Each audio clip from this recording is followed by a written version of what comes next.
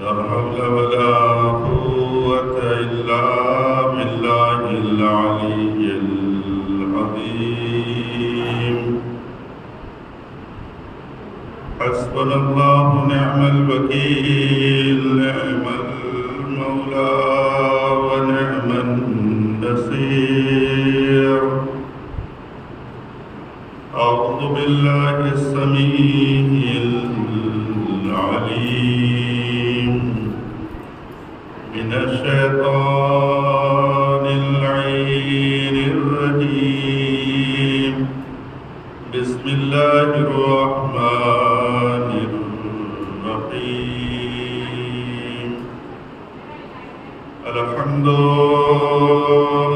لله الذي أرسل رسوله بالهدى ودين الحق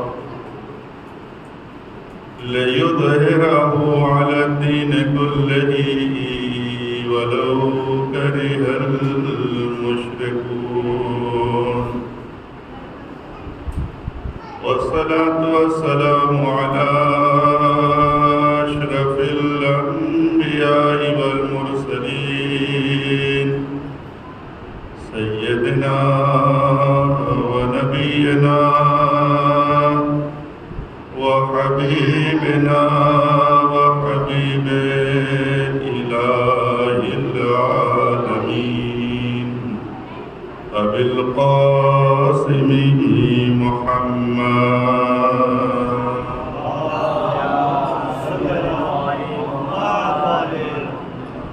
وعلى أهل بيته الطيبين الطاهرين المعصومين المظلومين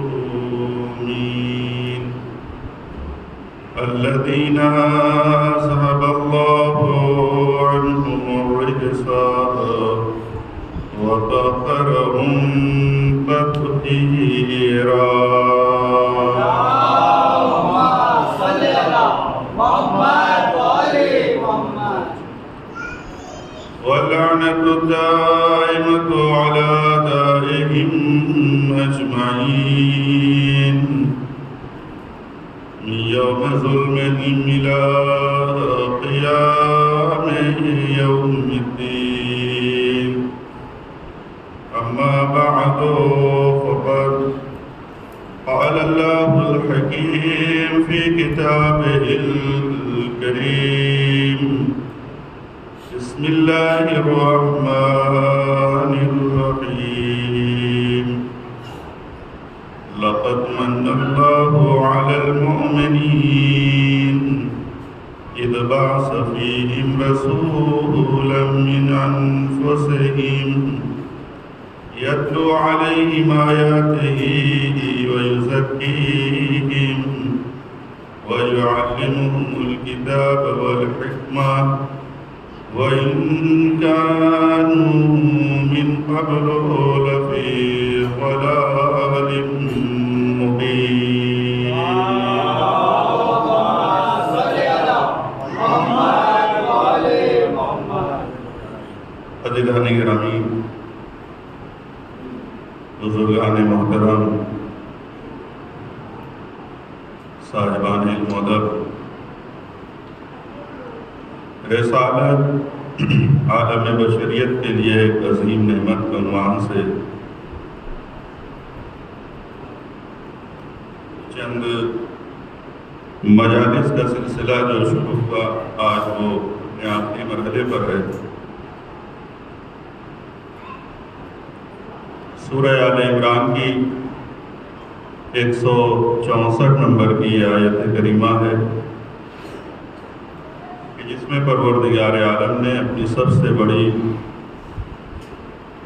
نعمت کو جو انسانیت کے لیے، عالم بشریت کے لیے قرار دیا ہے،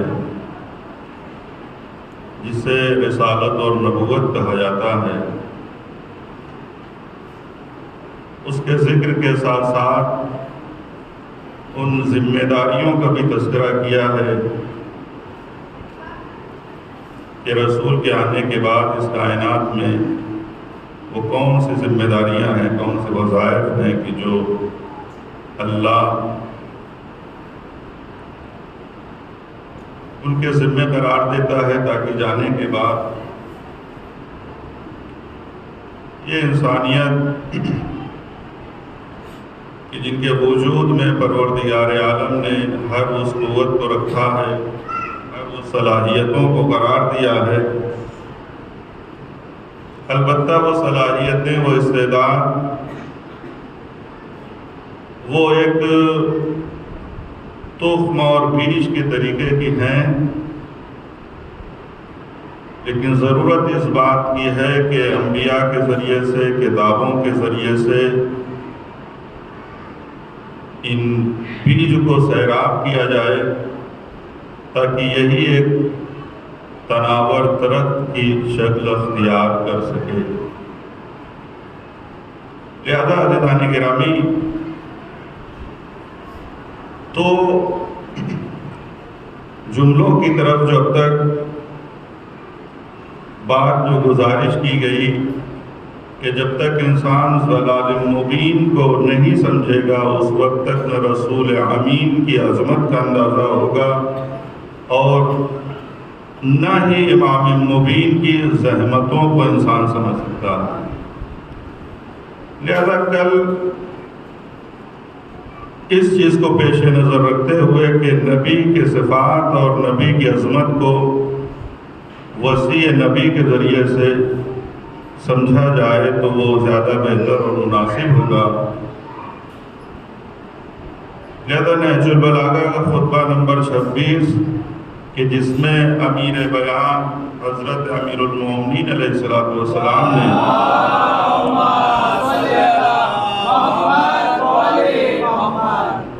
اپنے حکومت کے دور میں جب کچھ شر پسند افراد نکل کر سامنے آتے ہیں اور آنے کے بعد وہ افکار کی جسے جاہلیت کی فکریں کہی جاتی ہیں عالم اسلام کے اوپر پھر سے اسے تھوپنے کی کوشش کی، تو آپ نے مفصل اس دور کے بارے میں کہ جو بعثت سے پہلے کے حالات تھے یاد دہانی کیا ہے تاکہ تم اس بات پر متوجہ ہو کہ حیثیت کیا تھی، لیکن اللہ نے نور رسالت اور نبوت کے ذریعے سے تمہارے وجود کو کتنا نورانی بنایا ہے۔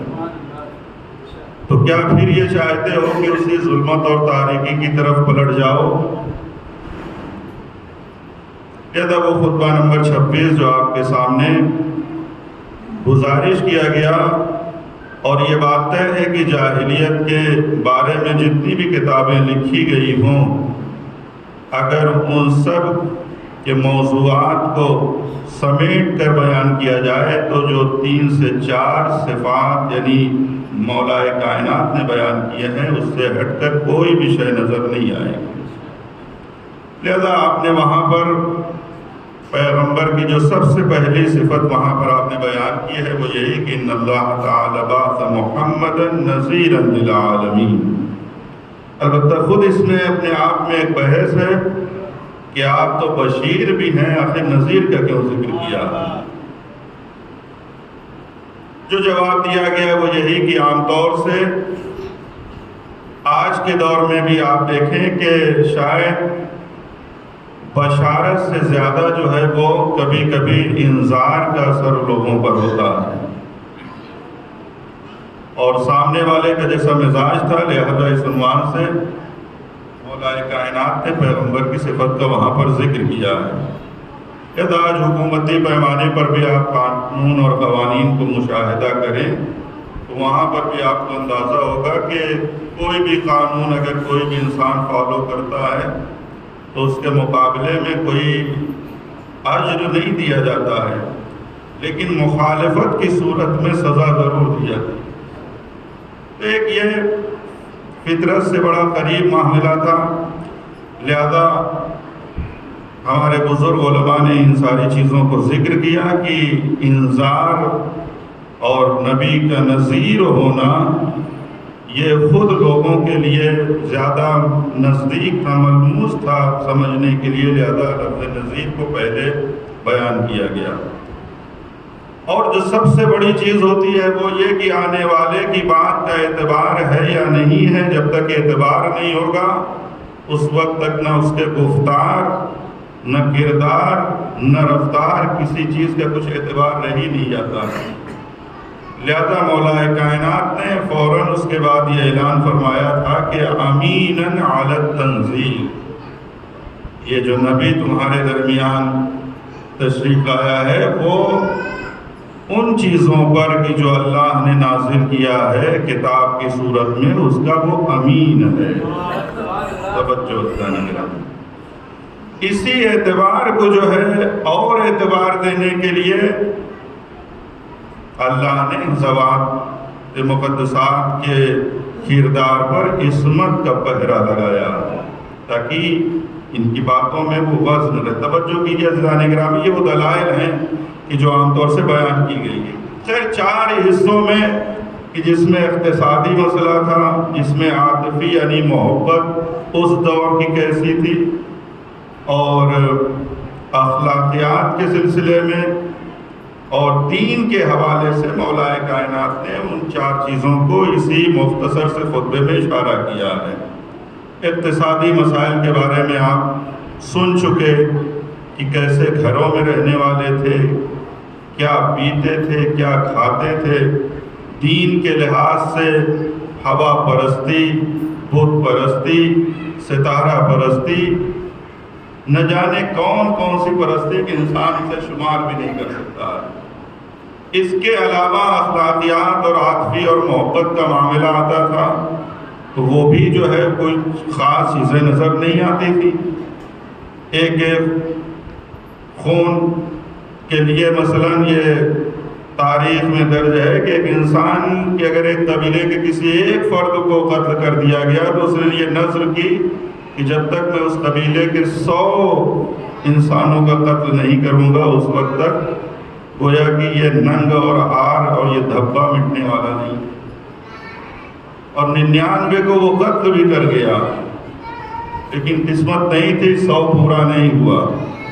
اب جب اس کے دوسرا وارث آیا تو اس نے یہ نہیں کہ 99 ہو گئے تو ایک قتل کر کے وہ خون کا دھبا مٹ جائے، بلکہ اب پھر اس نے جو ہے ایک سے شروع کیا۔ یعنی یہ کیفیت عزیزان گرامی، کھانے پینے کے معاملات یہ ساری چیزیں میں گزارش کر چکا ہوں، لیکن اس زمانے میں اور اس دور میں اب اگر کوئی دین آئے، کوئی نبی آئے جو پیغام یہ سنا رہا ہے، وہ جو سب سے گندا پانی پینے والے تھے انہیں کوثر کی بشارت دی جانے لگی، وہ جو پست گھروں میں رہنے والے تھے انہیں جنت کے بیت کی بشارت دی جانے لگی۔ توجہ کیجیے عزیزان گرامی، لیکن تاریخ نے یہ لکھا کہ چونکہ نبی کو اللہ نے نور بنا کر بھیجا تھا، لہذا ایک گروہ اٹھنا ہی اٹھنا تھا ان کی مخالفت میں کہ جن لوگوں کا سارا کاروبار اسی ظلمت اور تاریکی سے وابستہ تھا۔ لہذا یہ ممکن ہی نہیں ہے کہ ساری باتوں کو قبول کر لیں، لہذا مخالفت کرنا یہ طے تھا، اس لیے کہ ان کے سارے مفاد جو ہیں وہ وابستہ تھے اسی ظلمت اور تاریکی سے۔ اور کون سی ظلمت اور تاریکی تھی؟ جو سب سے ہیں جہالت عزیزان کرام، توجہ کیجیے۔ یعنی اتنی گمراہیوں کو پڑھنے اور سننے کے بعد اب اگر اللہ نے اس ظلمت کو مٹانے کے لیے کسی کا انتظام کیا ہے تو جب وظائف کی طرف انسان دیکھتا ہے کہ لقد من اللہ علی المؤمنین اذ بعث فیہم رسولا من انفسہم یتلو علیہم آیاتہ ویزکیہم ویعلمہم الکتاب والحکمہ، یعنی جاہلیت کی تاریکی اور ظلمت کو مٹانے کے لیے اللہ نے جو سب سے پہلا اسلحہ نبی کو دیا ہے وہ نور علم قرار دیا ہے۔ اگر اس سے بھی کوئی وزنی اور گراں اسلحہ جسے آپ کہیں ہو سکتا تھا تو اللہ اسے نبی کو عطا کرتا۔ اس کے معنی یہ ہوئے کہ اس دور کی جاہلیت اور تاریکی اور ظلمت کو مٹانے کے لیے اللہ نے جس چیز کا سہارا دیا اسے علم کہتے ہیں۔ لیکن یہاں پر جو قابل توجہ بات ہے وہ میں ذکر کرنا چاہتا ہوں عزیزان گرامی، کیا فقط تنہا علم ہے جو کافی ہے ظلمت اور تاریکی کو مٹانے کے لیے؟ اس لیے کہ ہمیں یہی تو بتایا گیا کہ بچیوں کو زندہ درگور کر دیا جاتا تھا، اور آج کے یہ زمانہ یہ کہہ رہا ہے کہ ہم علمی میدان میں نہ جانے کہاں پر پہنچ گئے ہیں۔ تو اگر نادانی کے علم میں بدلنے کی بنا پر یہ معصیت اور گناہ مٹ جاتے تو پھر ہونا تو یہ چاہیے تھا کہ آج پوری کائنات میں بچیوں پر ظلم نہیں ہونا چاہیے، لیکن یہ بچیوں پر ظلم ہونا بتا رہا ہے کہ یہ تاریکی، یہ ظلمت، یہ گناہ، یہ معصیت جو تھی فقط نادانی کی بنا پر نہیں تھی، فقط جہالت کی بنا پر نہیں تھی۔ اگر جہالت کی بنا پر ہوتا تو آج جو ہے سماج اور معاشرہ بہرحال وہ علمی میدان میں بہت ترقی کر چکا ہے۔ وجہ کیا ہے عزیزان گرامی؟ توجہ کیجئے اس جملے پر، کیا وجہ ہے کہ فقط میدان علم میں آگے نکل جانا یہ انسان کو جو ہے ان ظلمتوں سے اور تاریکیوں سے نہیں نکال سکتا ہے؟ کبھی کبھی ترقی انسان چاہے جتنا کر لے، لیکن ایک شے ہے اگر وہ وجود میں نہیں آتی ہے تو یہ ترقیاں ہیں جو بیکار ہیں۔ وہی میں واضح کرنا چاہتا ہوں عزیزان گرامی، قدیم زمانے میں انسان ایک سائیکل سے بھی اگر چلتا تھا، لیکن اس کا اگر ہدف معین ہے کہ مجھے یہاں سے فتح گڑھ نماز جمعہ کے لیے جانا ہے تو 10 سے 15 منٹ کے بعد وہ وہاں پہنچ جائے گا۔ اور آج بھی یہی ہوگا کہ مثلا اگر کوئی انسان جا رہا ہے، ہدف معین ہے، جہت معین ہے، تو سائیکل ضرور ہے، بہت ترقی نہیں ہے، توجہ کیجئے، لیکن وہ اپنے مقصد تک پہنچ جائے گا۔ لیکن ایک انسان کے پاس بہترین آج کے زمانے کی گاڑی موجود ہو، لیکن اس کا کوئی جہت معین نہیں ہے، کوئی مقصد نہیں ہے ذہن میں، رفتار ہے لیکن مقصد نہیں ہے، تو وہ شہر کی گلیوں میں چکر کاٹتا رہے گا، وہ اپنے مقصد تک نہیں پہنچ سکتا ہے عزیزان گرامی۔ اس کے معنی یہ ہوئے کہ ترقی اور علم فقط تنہا یہ کفایت نہیں کرتا منزل تک پہنچنے میں، جب تک کہ جہت اور راستہ کوئی دکھانے والا موجود نہ ہو۔ اگر راستہ دکھانے والا موجود ہے تو سائیکل سے بھی انسان 15 منٹ کے بعد مقصد تک پہنچ جائے گا، لیکن اگر جہت اور راستہ دکھانے والا کوئی نہیں ہے تو علمی میدان میں ترقی ٹیکنالوجی کے دور میں چاہے جتنی تیز رفتار گاڑیاں ہمارے پاس موجود ہوں، لیکن چونکہ ہم نے اپنا ہدف معین نہیں کیا، لہذا طاقت تو ہے لیکن اس طاقت کا صحیح استعمال نہیں ہو پا رہا۔ توجہ کیجئے، اسی لیے دین مبین اسلام نے نبی کو تنہا معلم نہیں بنایا ہے، بلکہ معلم سے پہلے اس نے کہا یزکیہم، تمہارے پاس جتنی طاقت ہے پہلے اس طاقت کو تزکیے کے ذریعے سے صحیح راستے پہ لگا دینا، یہ نبی کا کام ہے۔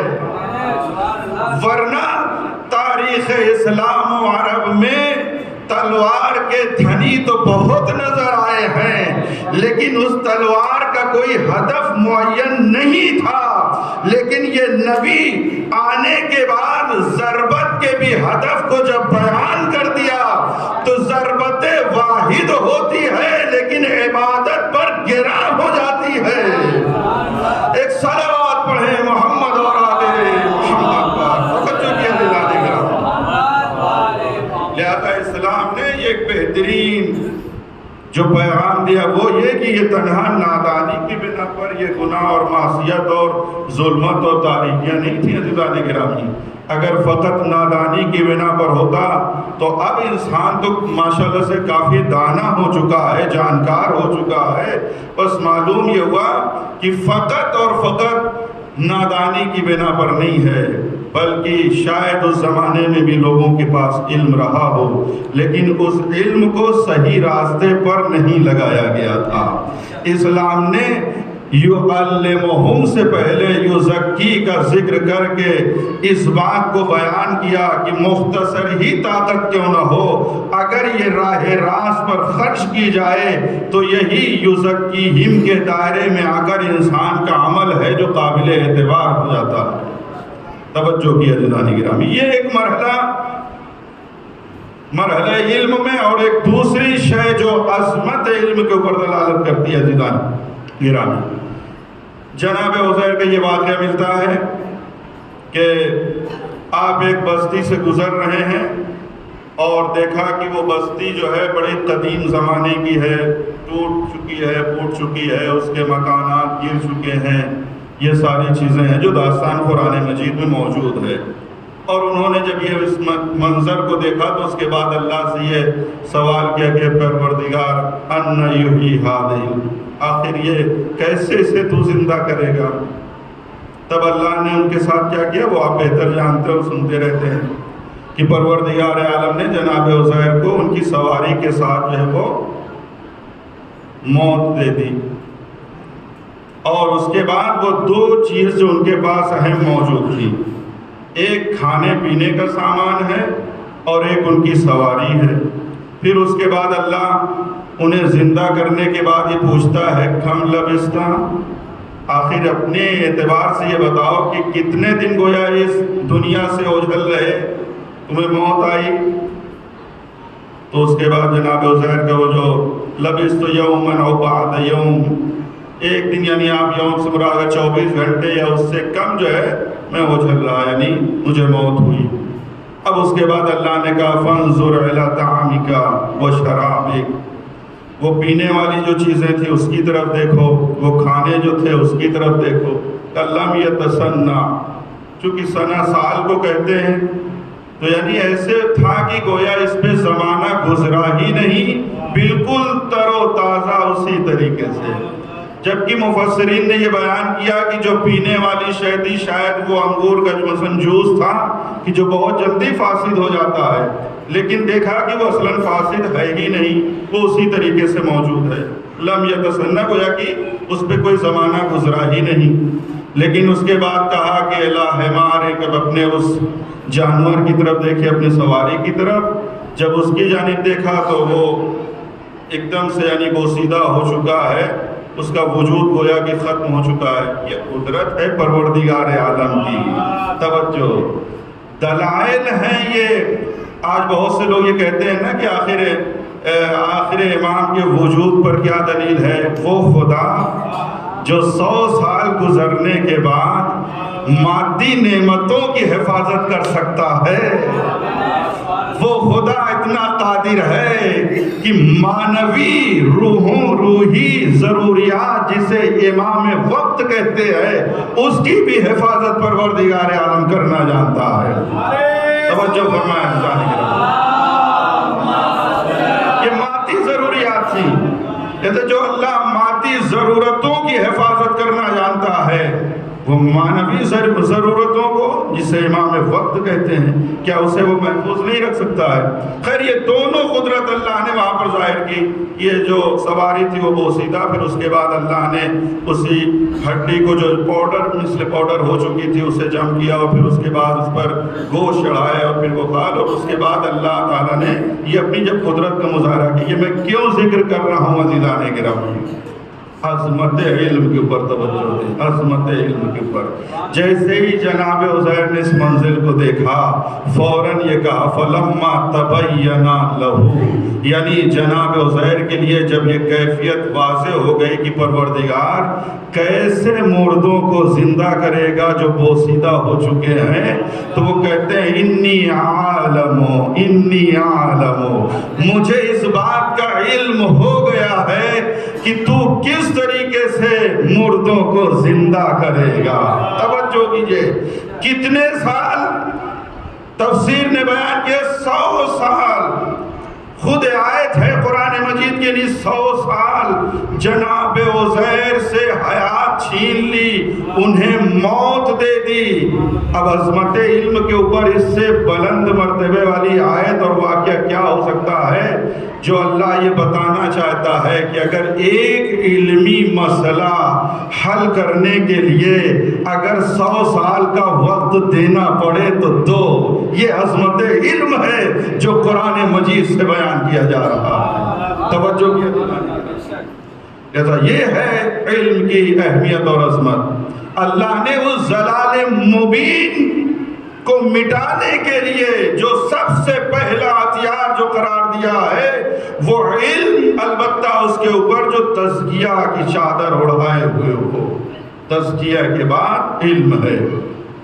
نبی نے کل دو جو آخر میں بیان کی تھی میں نے کہ پہلی شے کہ جس بنا پر اپنے مشن میں کامیاب ہوئے وہ نبی کی بندگی تھی، اور دوسری شے کہ فقط آپ کا پیغام حق نہیں بلکہ پہنچانے کا طریقہ بھی حق تھا۔ یہیں پر آ کر بات ختم ہوئی تھی۔ آ جائیے وہ تیسری شے کی طرف بھی چلتا ہوں اور اس سے انسان درس لے۔ وہ تیسری شے کیا ہے کہ جس سے نبی اس مرحلے پہ اتنے کامیاب نظر آئے؟ عزیزان گرامی، وہ اس ایک جملے پر توجہ دیں کہ جب اللہ نے نور رسالت کو بھیجا تو وہ افراد کی جن کے مفاد وابستہ تھے انہی تاریکی اور ظلمتوں سے، تو کیا وہ ایسے ہی بیٹھنے والے تھے؟ نہیں، ہر طریقے سے کوشش کیا کہ اس نور نبوت کو خاموش کر دیا جائے، بجھا دیا جائے، اور اس کی خود ہے قرآن گواہی دیتا ہے یریدون لیطفئوا نور اللہ بافواہہم، وہ یہ چاہتے ہیں کہ پھونک مار کر حق کے نور کو بجھا دیں۔ اور اس زمانے میں بھی آج بھی اور ہمیشہ یہ کام چلتا رہے گا، لیکن انہی پلید ارادوں کے مقابلے میں واللہ متم نور ہی ارادہ پروردگار ہے کہ جو اسے منزل اتمام تک لے جانا چاہتا ہے۔ لہذا ساری کوششیں ہوئیں، ادھر تبلیغی کام شروع ہوا۔ وہ 40 سال ابھی آپ محفوظ رکھیں کہ پیغمبر کی زندگی کس طریقے سے کہ لوگوں نے کہ جنہوں نے بعد میں بھی آپ کے کلمے کو نہ پڑھا لیکن وہ آپ کو امین مانتے ہیں، آپ کو صادق مانتے ہیں، یہ ساری چیزیں اپنے ذہنوں میں رکھیے۔ لیکن جیسے ہی تبلیغی سلسلہ شروع ہوا اور مسلمانوں نے کہ جو ابھی نئے نئے مسلمان ہو کر کلمہ پڑھ کر اس دین میں داخل ہو رہے ہیں، کیسے ظلم اور ستم ہیں جو ان پہ ڈھائے گئے ہیں۔ مختصر ذکر کیا جائے تو ریگستان اور اس صحرا و بیابان میں انسانوں کو جو تازے مسلمان ہو کر آئیں لٹا دیا جاتا تھا اور سینے پر پتھر رکھ دیے جاتے تھے۔ حضرت بلال کے بارے میں اور دیگر لوگوں کے بارے میں، خباب ابن الارت، جناب سمیہ، یہ وہ ایسی شخصیتیں تھیں کہ ان کے سینوں پر پتھر رکھ دیے جاتے تھے تاکہ حق کو دبایا جا سکے۔ لیکن یہ نو مسلمان جو بھی تازے مسلمان ہوئے تھے، کتنا ایمان قوی تھا کہ انہوں نے کہ جن لوگوں نے پتھر کے ذریعے سے ان کے ایمان کو دبانے کی کوشش کی، لیکن یہ وہ افراد تھے کہ پتھروں کے سینے کو چاک کر کے چشمہ ایمان کو ابال دیا۔ اسے خباب ابن الارت، جناب سمیہ اور جناب بلال کہا جاتا ہے۔ توجہ کی عزیزان گرامی، منزل اذیتوں کے ساتھ اگر سمجھوتا نہ ہوا اور آگے بڑھی، اب یہاں سے جو میں اصل پیغام دینا چاہتا ہوں کہ وجہ کیا تھی، کس بنا پر یہ کامیابی نصیب ہوئی ہے، اس پر توجہ دیجیے۔ یعنی اب یہاں تک اذیتوں کا سلسلہ، یہاں تک کہ ہجرت کا سلسلہ شروع ہوا۔ ہجرت ہوئی، لوگوں کو حکم ہوا کہ آپ چھوڑ کر چلے جائیں، یعنی ایک ہجرت پیغمبر کی، اس کے بعد پھر 7 ہجری اور اس سے پہلے کی ہجرت، لیکن خود نبی کی ہجرت سے پہلے بھی مسلمانوں کی ہجرت درج کی گئی ہے کہ حکم ہوا کہ اپنے گھروں کو اور وطن کو چھوڑ کر چلے جاؤ۔ اذیتوں کا سلسلہ، اذیتوں کے بعد درہم و دینار دکھائے گئے کہ اگر اس کے ذریعے سے نہیں تو کم سے کم اس کی چمک اور دمک دیکھ کر ہماری طرف آ جاؤ۔ اس کلمے کو ترک کر دو، یہ اس کے ذریعے سے بھی نہ ہوا۔ حکم ہوا کہ ہجرت کر جاؤ، لیکن سمجھوتا نہیں ہو رہا عزیزان گرامی، یہاں تک کہ نبی کریم کی زندگی کا یہ سلسلہ آگے بڑھا۔ اقتصادی بائیکاٹ آتا ہے جسے آپ شیب ابی طالب کا دور سنتے ہیں۔ 3 سال تک کھانے کا معاملہ، پینے کا معاملہ، لباس کے معاملات، ازدواجی معاملات، جتنے بھی سماجک معاملات ہو سکتے ہیں وہ ہر ایک طریقے سے ان کو بائیکاٹ کر دیا گیا۔ آپ توجہ دیں، یعنی کس کس طریقے کی زحمتوں اور مشکلات میں گرفتار ہونے کے بعد یہ آج ہے جو کلمہ توحید ہم تک پہنچا ہے۔ کبھی ان ساری چیزوں کو انسان درک کرے، سوچے، لیکن کیا ایسا ہوا ہے کہ مسلمانوں نے ان ساری اذیتوں، درہم و دینار کے مقابلے میں، مشکلات کے مقابلے میں کوئی سمجھوتا کیا ہو؟ یہاں تک کہ تاریخ نے یہی تو لکھا کہ وہ وقت بھی آتا ہے کہ نبی کو حکم دیا گیا کہ آپ بھی مکے کو چھوڑ کر مدینے کی طرف چلے جائیں، جسے ہجرت کہا گیا۔ توجہ عزیزان گرامی، ہجرت کے مرحلے پر قتل کا منصوبہ بنایا گیا کہ 40 قبائل ہیں جو نبی کی جان لینا چاہتے تھے، لیکن اب امتیاز یہی آپ پہچانیے گا 61 ہجری کی کربلا میں اور آج کے مکے کی زندگی میں، کہ آج کا مکہ وہ تھا کہ جہاں 40 قبیلے ایک جٹ ہو چکے تھے جان محمد لینے کے لیے، لیکن حسینی کمال یہ تھا کہ کربلا میں 40 سے زیادہ قبیلوں کو اکٹھا کر دیا مقصد نبوت کو بچانے کے لیے۔ توجہ عزیزان گرامی، یہ کیسا انقلاب ہے جو ہمیں تاریخ میں دیکھنے کو مل رہا ہے۔ بس اذیتوں کا سلسلہ، مشکلات کا سلسلہ، درہم و دینار دکھائے گئے، ہجرت یعنی وطن چھوڑنے پر مجبور کیا گیا، قتل کی بات آ جاتی ہے، اور یہاں تک کہ بعض لوگوں کا یہ کہنا ہی ہے کہ قتل تک بات آنا اس بات کی دلیل ہے کہ مسلمانوں پر اور مسلمانوں کے رسول پر نہ درہم و دینار کا کوئی خوف طاری ہوا، نہ اذیتوں کا کوئی خوف طاری ہوا، نہ ہجرت چھوڑ کر چلے جانا اس کا کوئی مسئلہ درپیش رہا۔ یہاں تک کہ قتل کی بات آ جانا اس بات کی دلیل ہے کہ حق نے باطل کے ہاتھوں پر سمجھوتا نہیں کیا۔ اگر سمجھوتا کر لیتے تو بات شہادت اور قتل تک آتی ہی نہیں، لیکن یہ قتل تک بات آنا اس بات کی دلیل ہے کہ حق نے باطل کے ہاتھوں پر کسی طریقے سے کوئی سمجھوتا نہیں کیا۔ اب آئیے، ہجرت کے بعد کیا وہی کفار و مشرکین اب اطمینان سے بیٹھ گئے؟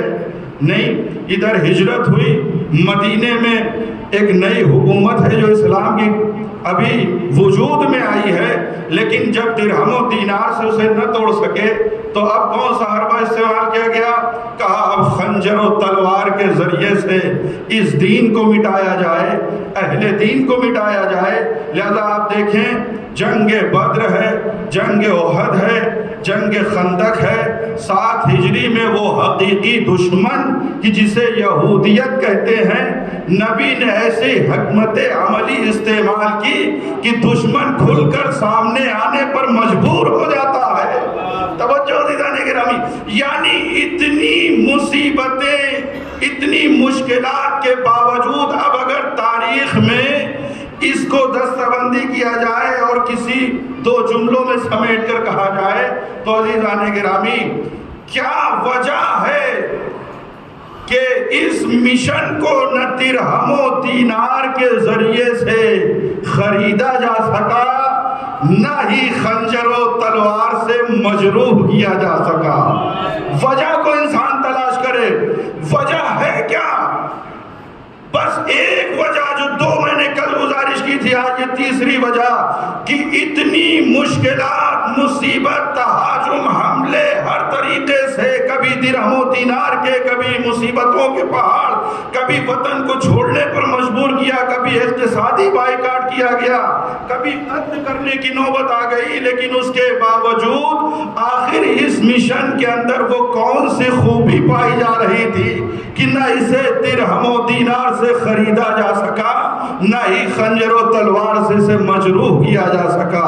کہا اگر اسے ہمیں تلاش کرنا ہے تو نبی کی بعثت سے پہلے 40 سالہ زندگی کو پڑھنا پڑے گا۔ جب اس زندگی کو ہم دیکھتے ہیں تو ہم نے یہی پایا، جنہوں نے کچھ نہ مانا انہوں نے صادق اور امین مانا۔ لفظوں کو بدل کر کہا جائے یعنی جنہوں نے کچھ نہ مانا لیکن کردار محمد پر شک نہیں کیا۔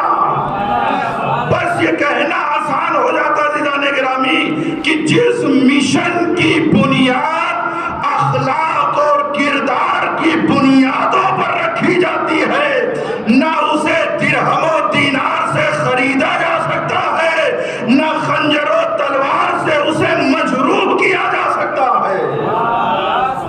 اس لیے کہ اس کی بنیاد جو رکھی گئی ہے وہ کردار پر رکھی گئی ہے۔ اب آئیے ایک جملہ عرض کروں، آج زمانہ ہے جو اسی عظیم نعمت جسے عزاداری کہتے ہیں، عزاداری کے خلاف فتووں سے لے کر ڈالر سے لے کر نہ جانے کیسی کیسی کوششیں یہاں سے لے کر وہاں تک پوری طرف سے ہے جو تہاجم اور حملے کیے جا رہے ہیں، لیکن شاید وہ بھول چکے ہیں کہ اس عزاداری کا مشن، اس کی بنیاد کیا ہے۔ اگر اس کی بنیاد پر انسان چلا جائے تو خود اس بات کو پالے گا اور سمجھ لے گا کہ اسے تباہ و برباد کرنا آسان نہیں ہے، اس لیے کہ عزاداری کی بنیاد سیدہ زینب کی کردار پر رکھی گئی ہے۔ ایک صلوات پڑھیں محمد اور آل محمد پر۔ لہذا عزیزان گرامی، دشمن لباس بدل بدل کر اس مشن کو برباد کرنے کے لیے آتا رہا، لیکن وہ مشن کی جس کی بنیاد اخلاق اور کردار پر ہوتی ہے اسے تباہ و برباد نہیں کیا جا سکتا۔ البتہ یہ اخلاص بہت عظیم شے ہے جس کو پانے کے لیے انسان کو بڑی محنت کرنی پڑتی ہے۔ ایک استاد ہیں، فارسی کے استاد ہیں، ساتھ جناب عالی اور بہترین سخنران بھی ہیں، وہ اکثر اپنی مجلسوں میں اخلاص یعنی خلوص کی جو مثال دیتے ہیں وہ بڑی جالب اور بہترین ہے۔ وہ کہتے ہیں اخلاص میں سے زندہ مچھلی کی طرح ہے۔ زندہ مچھلی، کیا آپ کہیں کسی حوض میں اگر زندہ مچھلی پڑی ہوئی ہے اور اب اسے آپ پکڑنا چاہیں تو آپ اسے جلدی پکڑ نہیں سکتے ہیں۔ اس کو انہوں نے خلوص سے تعبیر کیا ہے کہ خلوص بھی جلدی سے آتا نہیں ہے، لیکن جو دوسری شے انہوں نے بیان کی، اگر بڑی محنتوں کے بعد آ بھی گیا اور مچھلی کو آپ نے پکڑ لیا تو ہاتھوں سے پھسل بہت جلدی جاتی ہے۔ تو اخلاص اور خلوص کو انہوں نے اسی سے شباہت قرار دیا کہ خلوص بھی مثل زندہ مچھلی ہے کہ آتی تو بڑی دیر میں ہے لیکن جانے میں وقت نہیں لگتا ہے۔ اسے اخلاص سے تعبیر کیا ہے، اور کہیے تو اس پر کچھ مثالیں دے بھی دوں، یعنی واقعاً ایسے ہی ہوتا ہے۔ آج انسان صرف ضمناً بات آئی ہے تو ذکر کر رہا ہوں، انسان ذرا توجہ دے، کبھی کبھی دیکھا ہوگا انسان نماز شب وغیرہ شروع کرتا ہے تو پہلی یہ فکر ہے جو شیطان کی طرف سے ہمارے اندر ڈالی جاتی ہے کہ مثلاً کہ کیسے لوگوں کو بتا دیا جائے کہ ہم نماز شب پڑھنے لگے ہیں۔ ہوتا ہے یہ، توجہ دیجیے۔ لہذا مثلاً کوئی آیا اور آنے کے بعد پوچھتا ہے کہ یہ بتائیے کہ مثلاً آپ کا اصلی نام کیا ہے؟ اچھا، کیا ضرورت ہوگی اصلی نام کی؟ اب وہ ادھر ادھر گھماتے رہے، بتا دیجیے وہ اصلی نام آپ کا کیا ہے؟ وہ ارے وہ بس کچھ کام ہے، کچھ ضرورت ہے، آخر میں آ کے کہتے ارے وہ اصل میں وہ نماز شب شروع کیا ہے تو وہ 40 مومن کا جو نام لینا پڑتا ہے اس میں آپ کا بھی نام لینا چاہتے ہیں۔ یعنی یہ راستہ یہ بھی ہے، یعنی اخلاص واقع جو زندہ مچھلی کہا گیا کہ پکڑنے میں بڑی دیر لگتی ہے لیکن جانے میں وقت نہیں لگتا۔ ارے اصلی اور نقلی نام سے کیا مطلب ہے بھائی؟ جس نام سے آپ پہچانتے ہیں کیا خدا اس نام سے نہیں پہچانتا ہے؟ ایک صلوات پڑھیں محمد اور آل محمد۔ ہوتا ہے عزیزان گرامی، یہ صرف اس لیے ذکر کر رہا ہوں تاکہ انسان ہوشیار رہے۔ اور یہاں پر بات آئی ہے تو ذکر کروں عزیزان گرامی، 1400 سال بلکہ اور اس سے بھی پہلے، اور آج کے بعد بھی کچھ ایسی کامن یعنی مشکلات ہیں جو ہر زمانے کی ہیں، اور یہ الگ ایک موضوع ہے کہ جس پر پھر کبھی وقت رہا تو گزارش کروں گا۔ آپ دیکھیں کہ کیسے ہمیں معلوم ہو کہ 1400 سال بھی جو مشکل تھی وہ آج بھی ہے اور کل بھی رہے گی اور ہمیشہ رہنے والی ہے۔ کہاں سے ہمیں معلوم ہوگا؟ کوئی ہے منبع، مثلا کوئی کتاب ہے، کس کے ذریعے سے معلوم کریں کہ کون سی ایسی مشکلیں ہیں جو مثلا ہمارے آباء و اجداد کے لیے بھی وہ خطرناک تھی، وہاں بھی یہ مسئلہ تھا، آج بھی ہے اور کل بھی رہے گا۔ آپ سب اہل دعا ہیں، مثلا دعائیں پڑھتے ہیں، نماز صبح کے بعد بھی یہ دعا کی تعلیم دی گئی ہے اور مغرب کے بعد بھی یہ دعا ملتی ہے کتابوں میں۔ ایک دعا ہے کہ جس میں تقریباً 7 چیزیں بیان کی گئی ہیں، اور 5 دعائیں ہیں جو قرآن کے ختم کرنے کے بعد بھی اسی طریقے سے ملتی ہیں۔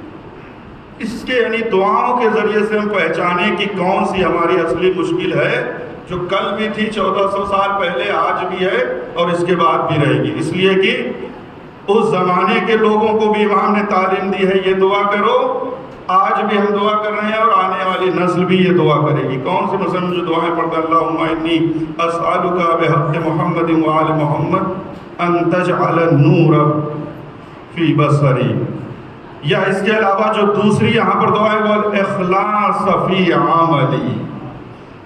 مشکل انسان کے عمل میں نہیں عزیزان گرامی، عمل تو بہت ہے، پورا کا پورا خزانہ ہے جو خالی کر دیا جائے گا، غریبوں اور یتیموں پر لٹا دیا جائے گا، لیکن مشکل جو ہے یہ دعائیں بتا رہی ہے، بل اخلاص فی عملی، عمل کی مشکل نہیں ہے، عمل میں اخلاص کی مشکل ہے، جو 1400 سال پہلے بھی تھی، آج بھی ہے اور قیامت تک رہے گی۔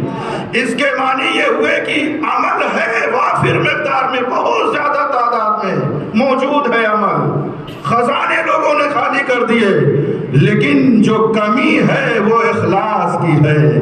خزانوں کے خالی کر دینے میں اگر خلوص نہ ہو تو اسے انفاق نہیں کہا جاتا ہے، لیکن اگر اخلاص کا تاج انسان کے سر پہ سجا ہوا ہے تو ایک انگوٹھی بھی ہے کہ جسے انفاق سے تعبیر کیا جاتا ہے۔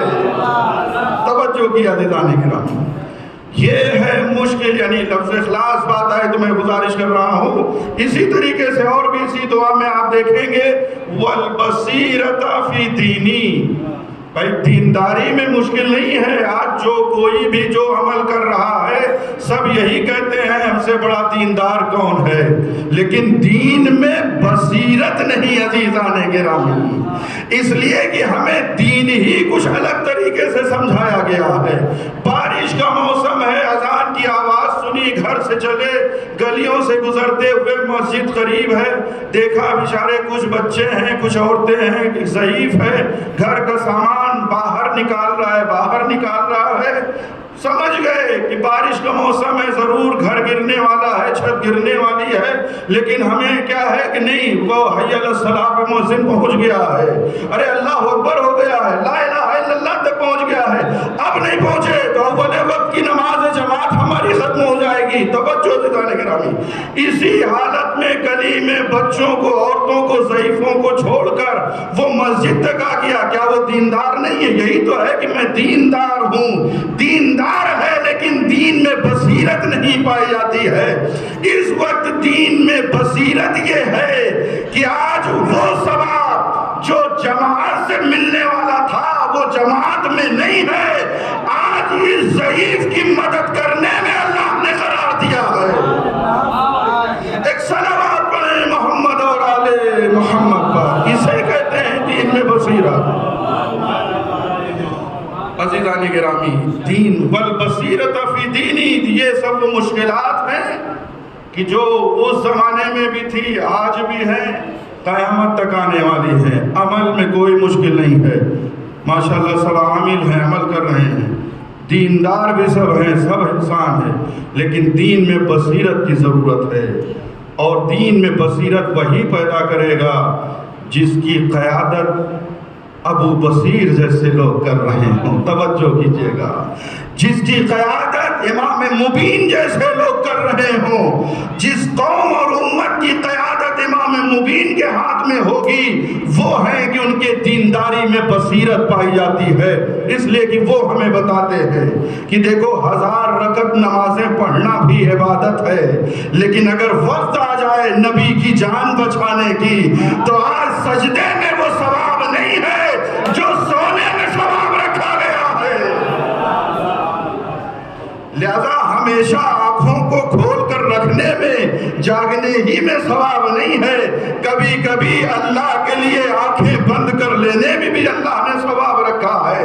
وہی امام مبین ہمیں سمجھائے گا کہ دیکھو یہودیت کی بات میں اگر اپنے بچوں تک رزق حلال پہنچانا, یتیموں کی غریبوں کی سرپرستی کرنے کے لیے یہودیت کے باغ میں بھی جا کر کام کرنا پڑے تو پھر یہ جانا پڑے گا. یہ علی کے اندر ہنر تھا کہ مسجد میں قدم رکھتے تھے تو سجدہ عبادت ہو جائے, بستر پر آتے تھے تو سونا عبادت ہو جائے, یہودیت کے میدان میں اور باغ میں آ جائے تو پھاوڑا چلانا جو ہے عبادت بن جائے. ایسا بندہ ہونا چاہیے. یہ ہنر ایسے لوگوں میں پایا جاتا ہے, اور یہ ہنر تو سوائے علی کے اور کہیں نظر نہیں آتا ہے کہ باغ یہودی کا ہو لیکن علی نے اپنے عمل سے اسے مصلی عبادت بنا دیا. صلوات پڑھیں محمد اور آل محمد پر. جس مشن کی بنیاد اخلاص اور کردار پر رکھی جائے گی, اگر اخلاص اور کردار پر بنیاد رکھی گئی ہے تو اس مشن کو تباہ و برباد کسی بھی عنوان سے نہیں کیا جا سکتا ہے. وقتی طور پر آنچ آتی ہے عزیزان گرامی, طوفان اٹھتے ہیں, لیکن جو اہل حق ہوتے ہیں اللہ ان کو فیصلہ کرنے کی قوت دیتا ہے. اگر وہ اہل حق میں ہے تو اس کے اندر یہ فیصلہ کرنے کی صلاحیت ہے کہ آج یزیدیت کے طوفانوں میں وہ طاقت نہیں ہے جو حسینیت کے چراغ کو بجھا سکے. اس لیے کہ ایک طرف دولت اقتدار کی آندھی چل رہی تھی, لیکن ایک طرف حسینی خیمے میں قناعت کا چراغ جل رہا تھا. آج دولت کی آندھیوں میں وہ طاقت نہیں ہے جو قناعت کے چراغ کو بجھا سکے. یہ فیصلہ کرنے کی صلاحیت کربلا دیتی ہے عزیزان گرامی. یہ ہنر ہے جو انسان کے اندر پیدا ہوتا ہے. لہذا نبی کی اس مشن کو تباہ و برباد کرنے کے لیے درہم و دینار, خنجر و تلوار, ساری جنگیں, اور آخری مرحلے پر آنے کے بعد کیا اپنایا کہ جب کچھ نہ بن سکا تو اب فکر محمدی پر حملہ کیا جائے. اور آخر وقت میں یعنی نبی کی عقل کل سے کہیں اس پر حملہ کیا گیا, لیکن وہاں بھی اہل حق کی موجودگی کی بنا پر دشمن کامیاب نہ ہو سکا. مشن آگے بڑھتا گیا. اب میں چوتھی چیز جو آپ کے سامنے ذکر کروں گا اور یہیں پر بات ختم کرنا چاہتا ہوں. اور مرحلہ آگے بڑھا, صلح کے ذریعے سے توڑنا چاہا لیکن کامیاب نہ ہو سکے. اور منزل آگے بڑھی, ایک شے اور آئی جس کا نام بیعت قرار دیا گیا. بیعت یعنی بیچنا خریدنا جو یہ معاملات ہوتے ہیں, اور اس میں ہوتا ہی ہے کہ جب یہ معاملہ ہو گیا تو پھر اب قیمت پہ قیمت والے کا پھر اختیار نہیں ہے, سامان پہ سامان والے کا اختیار نہیں ہے. جیسے بیعت سے تعبیر کیا گیا. اور امام معصوم سے بیعت کا کون طلب کر رہا ہے؟ یزیدیت. یہ حکم ہے کہ وقت کا جو حجت پروردگار ہے اس سے بیعت طلب کر لی جائے. اس لیے کہ جو کام درہم و دینار سے نہ کر سکے, جو مصیبتیں ڈھا کر نہ کر سکے, جو خنجر و تلوار سے نہ کر سکے, جو صلح سے اپنے شوم ارادوں تک نہ پہنچ سکے, تو اب ایک طریقہ یہ اختیار کیا کہ بیعت کر لیا جائے. بیعت اگر ان سے لے لی جائے گی تو ووٹ دینے سے پہلے تک تو ووٹر کا اعتبار رہتا ہے, آج بھی آپ دیکھتے ہیں, لیکن جہاں اس نے اپنا حق دے دیا پھر اس کے بعد پھر وہ اختیار ختم ہو گیا. ہم چاہے اس پارٹی میں رہیں چاہے وہاں رہیں, کہیں بھی جائیں، اب کسی سے کوئی مسئلہ نہیں ہے، توجہ کیجئے گا۔ بیعت یہ صرف میں نے نزدیک کرنے کے لیے ذکر کیا، بیعت لے لو، اب تمہارا وجود سماج میں صرف جسمی رہے گا، فکری وجود تمہارا سلب ہو جائے گا۔ اور ظالم کو، بس یہیں سے گرویز کر رہا ہوں، ظالم کو حجت پروردگار کے وجود جسمی سے خطرہ نہیں ہے عزیزان گرامی، بلکہ ظالم کو حجت پروردگار کے وجود فکری سے خطرہ ہے۔ اگر یہ بات، یہ جملہ آپ تک پہنچ جائے، بس مصداق میں آنا چاہتا ہوں۔ بھائی کوفے میں آپ نے تاریخ کربلا میں سنا اور پڑھا کہ جیسے ہی قیام کربلا کی ابتدا ہوئی اور کوفے میں ابھی حسینی قافلہ نہیں پہنچا، لیکن کوفے کے مخبروں نے شام کی حکومت تک یہ خبر پہنچا دی کہ اگر گورنر نہ بدلا تو حکومت تیرے ہاتھ سے نکل جائے گی۔ ادھر یزیدیت نے عیسائیت کے غلام یعنی مشورے پر یہ فیصلہ کیا، ابن زیاد کو بصرہ اور کوفے دونوں کا گورنر بنایا۔ میں آپ سے یہ سوال کرتا ہوں، کیا حسین کا وجود جسمی وہاں پہنچ چکا تھا کہ جو ظالم پریشان تھا؟ کہا نہیں، حسین کا وجود جسمی تو پہنچا نہیں، پھر یہ ظالم پریشان کیوں ہے؟ کہا ظالم کو حجت پروردگار کے وجود جسمی سے خطرہ نہیں ہے، وجود فکری سے خطرہ ہے۔ بس یہ کوفے سے لے کر شام تک حکومتوں کا اضطراب بتا رہا ہے کہ حسین کا جسم کوفہ نہیں، لیکن حسینی فکر کوفے پہنچ چکی ہے۔ حسینی فکر ہے جو کوفے پہنچ چکی ہے۔ اب آئیے ایک اور مثال آپ کو دیتا ہوں، مصداق کی طور پر ذکر کرتا ہوں۔ آج سے مثلاً 30-35 سال پہلے جب ایران کے اندر انقلاب آیا، اور آپ سب بہتر جانتے ہیں کہ امام خمینی رحمت اللہ علیہ کو کبھی فرانس کے گاؤں دیہات میں، ترکی میں اور نجف میں، کبھی یہاں کبھی وہاں 13 سال تک ایران کی سرزمین سے دور رکھا گیا۔ تو بھائی جب سوال یہی تو ہے کہ جب اس 13 سال میں امام خمینی رحمت اللہ علیہ کا وجود جسمی ایران میں نہیں ہے تو شاہ ایران میں اضطراب کیوں تھا؟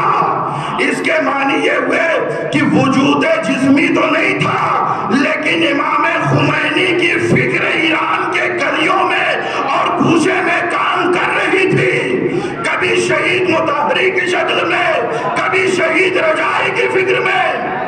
اور اس کے معنی یہ ہوئے کہ ظالم کو وجود جسمی سے خطرہ نہیں ہے، وجود فکری سے خطرہ ہے۔ اب آئیے آج کے دور میں بھی، بھائی ہمارا عقیدہ ہے امام موجود ہیں، لیکن پھر بھی ہم بھی یہی کہتے ہیں کہ غائب ہیں، ہم دیکھ نہیں پا رہے ہیں۔ گویا اس کے معنی کیا ہوئے کہ جسمی طور پر وجود ہے لیکن ہم انہیں دیکھ نہیں پا رہے ہیں۔ پھر آخر یہ عیسائیت سے لے کر یہودیت تک ان طاغوت کے خیموں میں یہ اضطراب کیوں ہے؟ جب ایک حجت پروردگار کا وجود جسمی بظاہر نظر نہیں آ رہا ہے تو یہودیت کے خیموں میں یہ اضطراب کیوں ہے؟ جو اس بات کی دلیل ہے وجود جسمی ہو یا نہ ہو، لیکن ظالم بھی سمجھتا ہے کہ امام کا وجود فکری ہے، اور جس شکل میں وجود فکری ہے اس پر اٹیک کیا جاتا ہے۔ اگر مرجعیت کی شکل میں ہے تو اسے کمزور کرنے کی کوشش ہے، اگر آزاداری کی شکل میں ہے تو اسے کمزور کرنے کی کوشش ہے۔ توجہ کی عزیزان گرامی، بس اس کے معلوم یہ ہوئے، اس کے معنی یہ ہوئے کہ ظالم کو وجود جسمی سے نہیں، وجود فکری سے خطرہ ہے۔ اب یہیں پر ایک جملہ عرض کرتا ہوں، یہ اپنوں کے لیے بھی ہے کہ جیسے ظالم کے لیے وجود فکری حجت پروردگار سے خطرہ ہے، اسی طریقے سے اگر حجت پروردگار فکری طور پر ہمارے گھروں میں، ہمارے دلوں میں موجود ہے تو ظالم کے لیے جیسے اضطراب کا باعث ہے، مومنین کے لیے اطمینان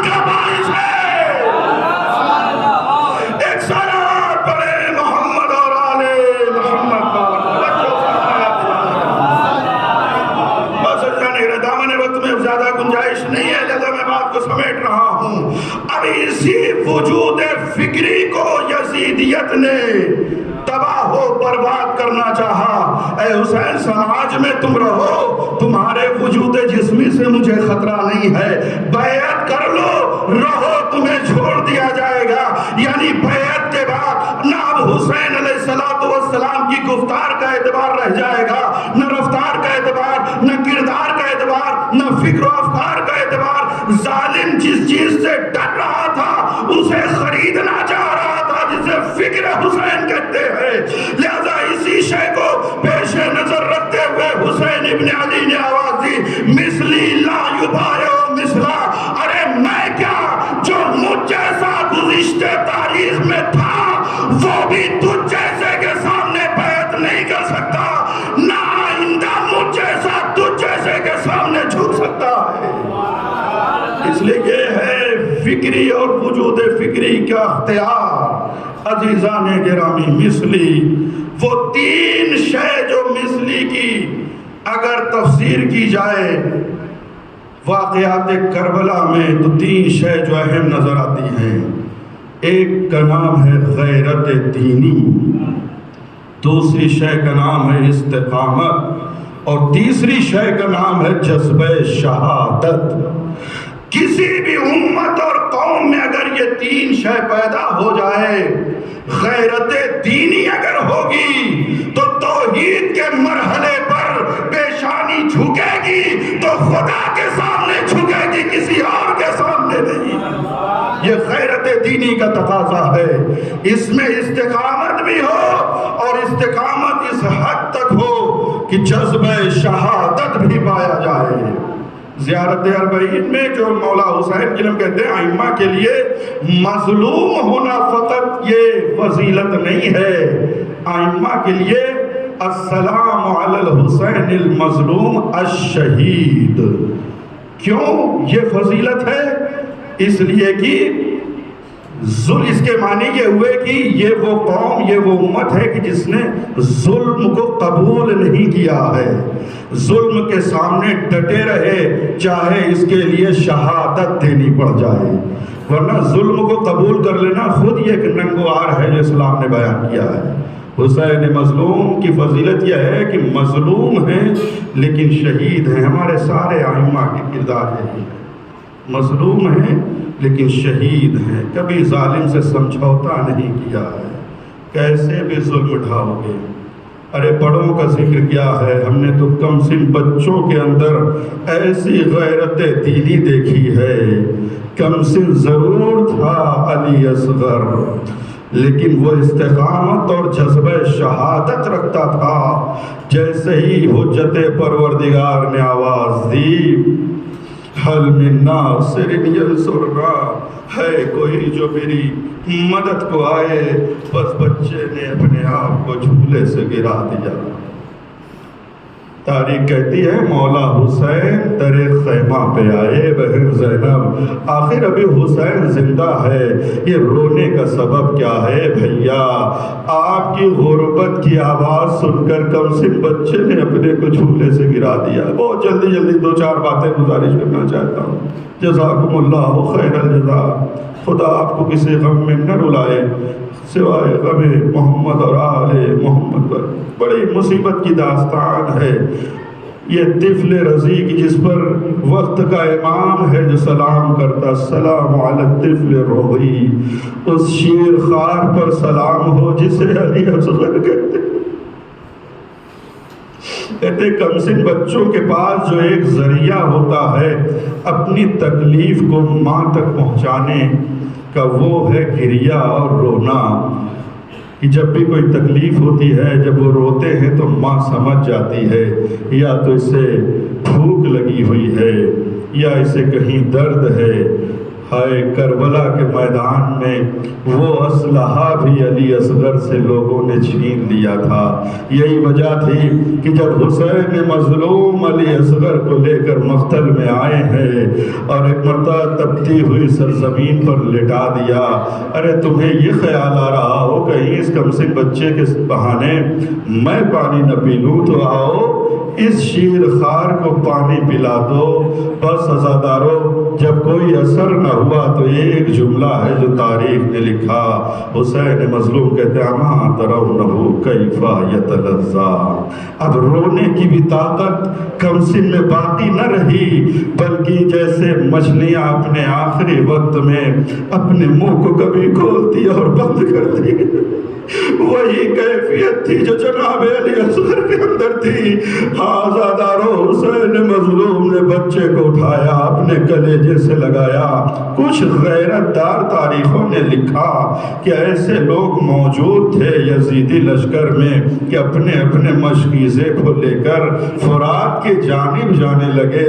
بس ایک مرتبہ عمر سعد آگے بڑھ کے کہتا ہے نہ ہرملا اقطع کلام الحسین، ہرملا کہاں ہے کلام حسین کو قطع کر دے۔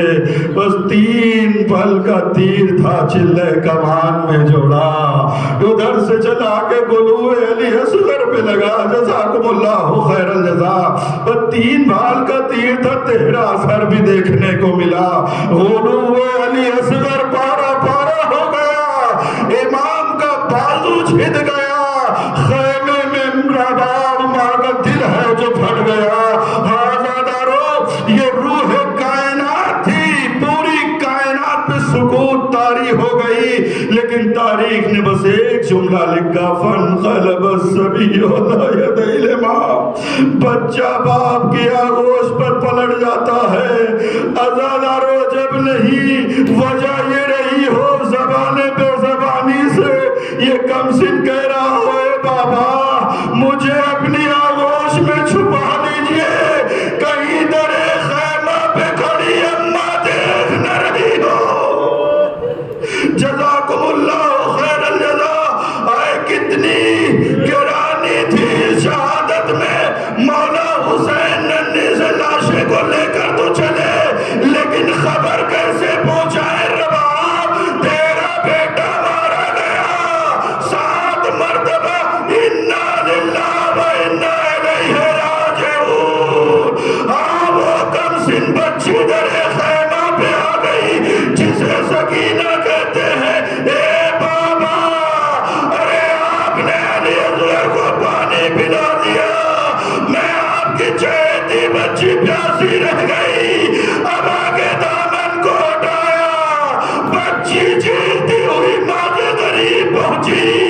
اے اماں، علی اصغر آیا ہے۔ جیسے ہی ماں قریب پہنچی، ایک ہی جملہ تاریخ نے درج کیا، امثلک ینہر یا بنی، تیرے سن کے بچوں کو کہیں اونٹ کے طریقے سے ذبح کیا جاتا۔ وَسَيَعْلَمُ الَّذِينَ ظَلَمُوا أَيَّ مُنقَلَبٍ يَنقَلِبُونَ أَلَا لَعْنَةُ اللَّهِ عَلَى الْكَافِرِينَ۔ ربنا تقبل منا إنك أنت السميع العليم وتب علينا إنك أنت التواب الرحيم۔ اللهم اغفر للمؤمنين والمؤمنات والمسلمين والمسلمات الأحياء منهم والأموات، تابع اللهم بيننا وبينهم بالخيرات إنك مجيب الدعوات إنك على كل شيء قدير۔